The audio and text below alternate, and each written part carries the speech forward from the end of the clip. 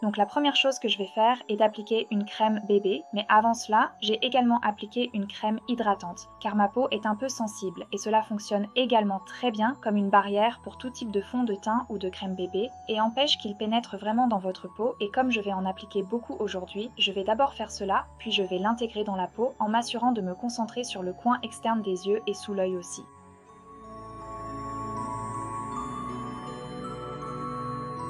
J'ai appliqué une couche sur tout le visage, je vais juste prendre de petites gouttes et les appliquer sur les petites taches que j'aurais pu manquer ou qui ont besoin d'un peu plus de couverture et les estomper avec mes doigts avant de presser mes mains sur tout mon visage, juste pour qu'ils se fondent un peu mieux dans la peau.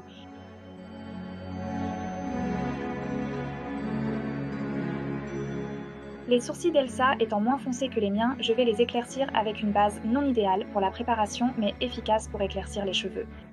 Nous voulons prendre une baguette et la passer à travers les cheveux, de haut en bas, partout pour couvrir complètement les cheveux. Et une fois que j'ai fait cela, je vais les remplir avec un brun cendré qui a une légère nuance de jaune, juste pour remplir les sourcils.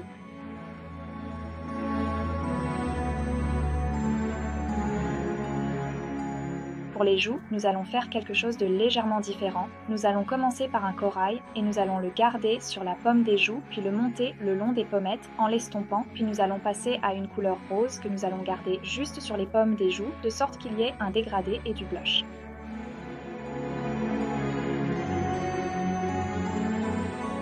J'appliquerai un baume à lèvres avant de commencer le maquillage des yeux pour le laisser pénétrer.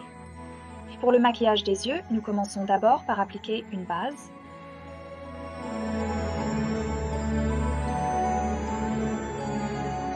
La première chose que vous voulez faire est de prendre un brun clair et de le travailler dans le pli, mais surtout dans le coin interne de l'œil en le travaillant jusqu'aux sourcils. Et cela donnera à vos yeux, en plus de les faire paraître un peu plus grands, un air légèrement effrayé aussi, ce qui est un regard qu'Elsa avait assez souvent, donc nous allons essayer de l'imiter. Prenez une couleur plus claire sous l'arc du sourcil, puis une couleur pêche juste dans le coin interne de l'œil en estompant cela. Pour l'ombre à paupières, mélangeons un rose clair et un prune à appliquer sur toute la paupière en fondant dans le marron.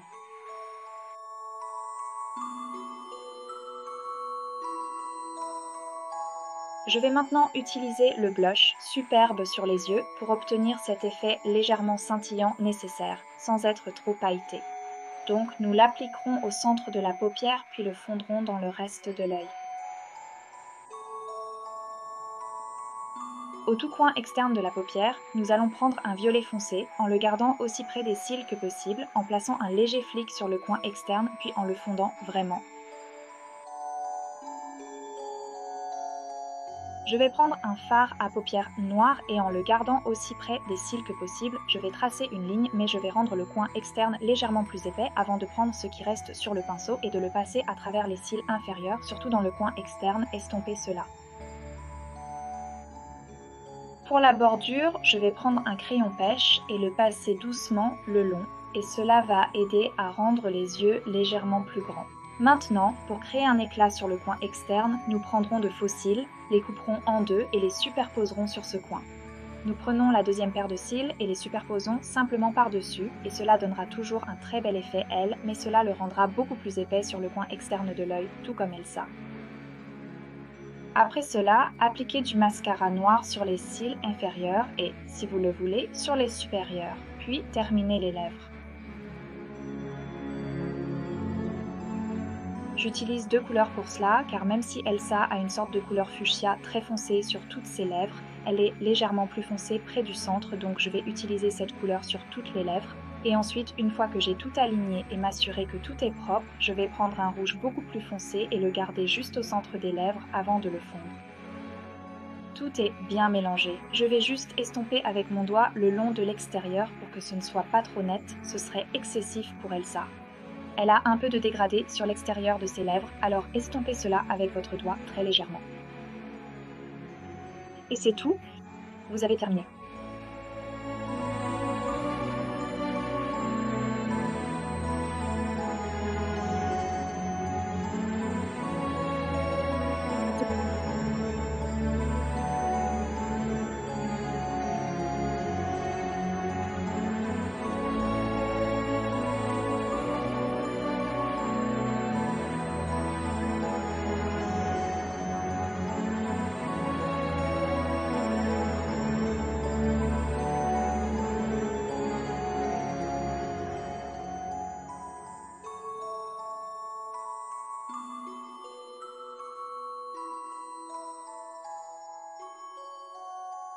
Merci.